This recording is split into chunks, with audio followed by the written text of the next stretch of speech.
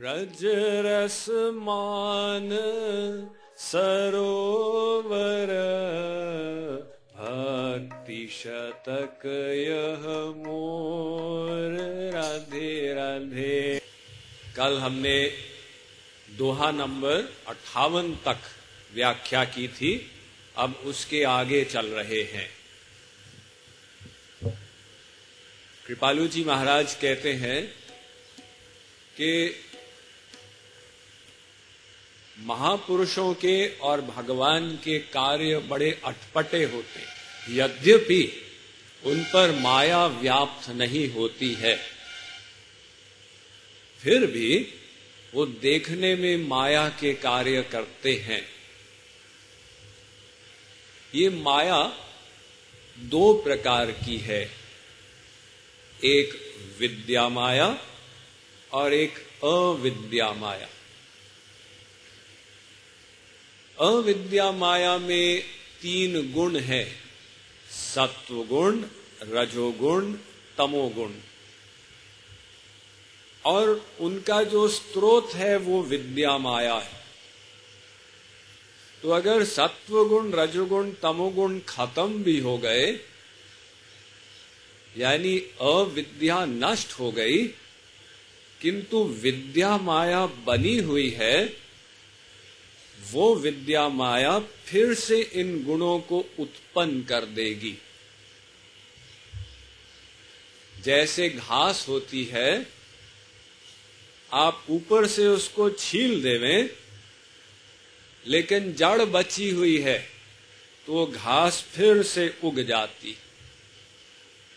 एक दुर्वासा घास होती है, ऐसी ढीठ कि 1 फुट तक आप उसको जमीन से उसकी जड़ें निकाल दें, फिर कुछ समय के बाद फिर उग जाती। तो इसी प्रकार से जो जड़ है वो है विद्या माया। केवल अविद्या को नष्ट करने से मुक्ति नहीं होती। ज्ञानी लोग जो साधना करते हैं वो अविद्या को नष्ट करने की साधना करते हैं, तो उसमें लंबी चौड़ी प्रक्रिया है। ज्ञानी लोग ऐसा चिंतन करते हैं, मैं शरीर नहीं हूं, शरीर नहीं हूं, वो शरीर से ऊपर उठ जाते हैं। फिर चिंतन करते हैं, मैं मन नहीं हूं, मन नहीं हूं, उससे भी ऊपर उठ जाते हैं। फिर बुद्धि को काटते हैं, और बुद्धि के आगे है अहंकार नाम का तत्व। अहंकार, अहम भाव, मैं भी कुछ हूं। तो अपने ज्ञान से उस अहम भाव को भी नष्ट कर देते हैं, मैं भी कुछ हूं। तो जब ज्ञाता का अहम नष्ट हो गया, तो ज्ञाता ज्ञान और ज्ञेय का द्वैत, का त्रैक्य खत्म हो गया।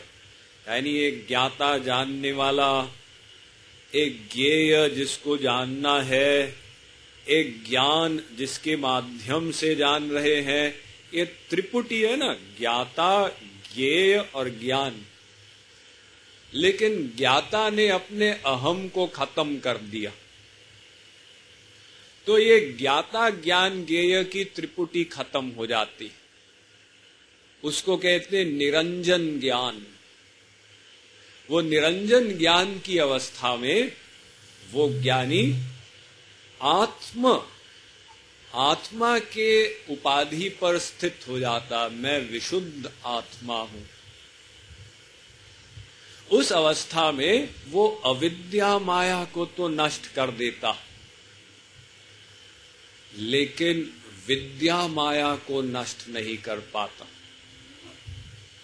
उस विद्या माया के लिए भगवान ने कहा, दैवी हेषा गुणमयी मम माया दुरत्यया मामेव ये प्रपद्यन्ते मायामेतान्तरन्ति ते।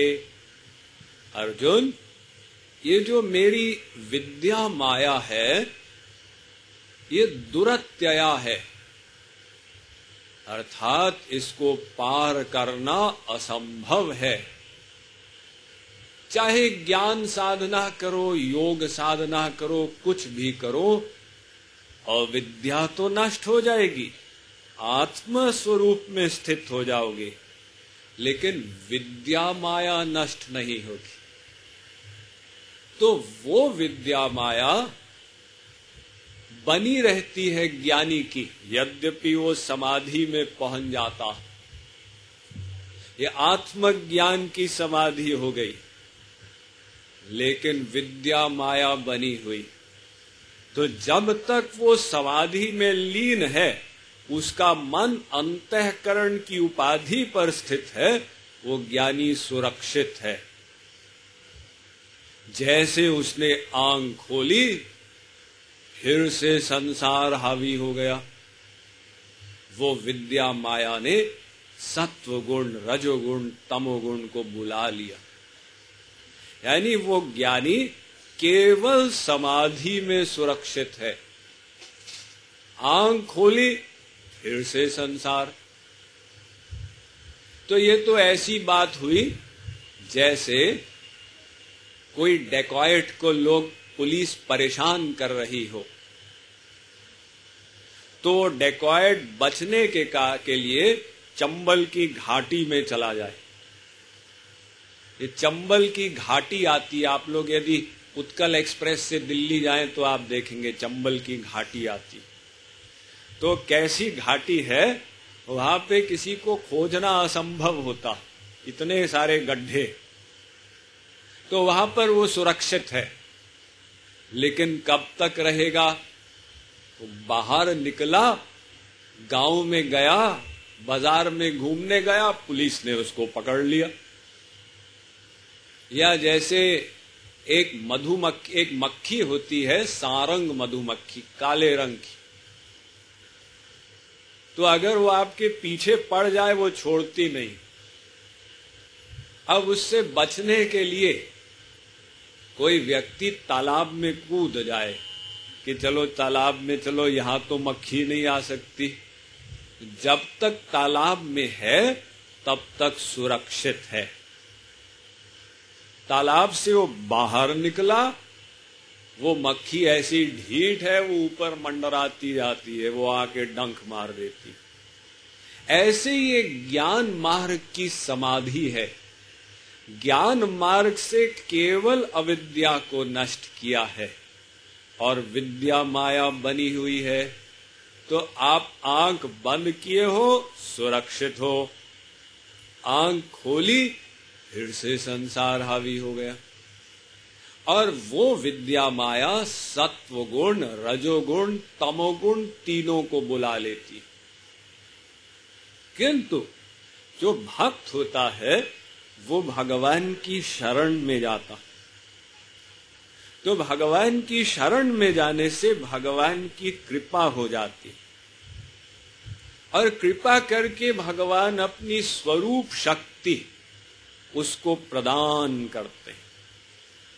ये दिव्य शक्ति, माया नहीं, योग माया, वो स्वरूप शक्ति भक्त के अंदर आकर पहले अविद्या को नष्ट करती और लास्ट में विद्या माया को भी नष्ट करके उसके अंतःकरण को दिव्याकार बना देती। यानी अब वो भक्त सदा सदा के लिए माया से परे हो जाता।